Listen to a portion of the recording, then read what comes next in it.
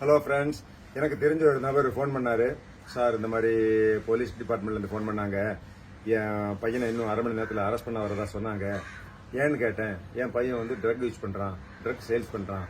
இல்லைங்க, என் பையன் அந்த மாதிரிலாம் கிடையாது, நல்லா படிக்கிறாரு, அவருக்கு சிவில் சர்வீசஸ் ஐஏஎஸ் தான் பிடிச்சிருக்கு, அதுக்காக படிச்சுட்டு இருக்கிறாரு அப்படிலாம் சொல்லலாம். அதெல்லாம் உங்களுக்கு தெரியாதுங்க. அவங்க பையன் என்ன பண்ணணும் உங்களுக்கு என்ன தெரியும் அப்படிங்கிற போது எனக்கே சந்தேகம் வந்து போச்சு. சார், பையன் வீட்டில் தான் இருந்தான், அவன்கிட்ட எப்படி கேட்கறது, எனக்கு பயமா இருக்கு சார், இது என்ன சார் பண்ண விடுதுன்னு எனக்கு கேட்டாரு. இது தெரியாதுங்களா? இது ஒரு பயங்கரமான மோசடி. இதுதான் ஒரு சைபர் மோசடி. இப்ப ட்ரெண்டா இருக்கிற ஒரு சைபர் மோசடி இது. நீங்க இதை பத்தி எல்லாம் கவலைப்படாதீங்க. போனை கட் பண்ணிட்டு அதை போனை பிளாக் பண்ணிருங்க அப்படின்னு சொல்லி அவரை அறிவுரை கொடுத்தேன். அவர் இந்த மாதிரி வீடியோ பார்த்ததுல போல இருக்கு.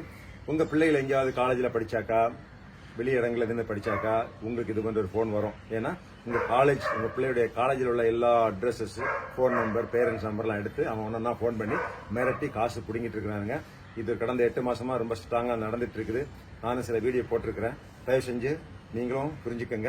ஏதாவது வீட்டில் பிள்ளைகள் காலேஜில் படிக்கிறதா இருந்தா அந்த பேரண்ட்ஸுக்கும் இந்த மாதிரி ஃபோன் வரும். நீங்க ரெஸ்பாண்ட் பண்ண வேண்டியதில்லை, பணம் அனுப்ப வேண்டியதில்லை, ரொம்ப கவனமா இருங்க அப்படின்னு அவங்களுக்கும் நீங்க இந்த புத்திமதியை சொல்லுங்க.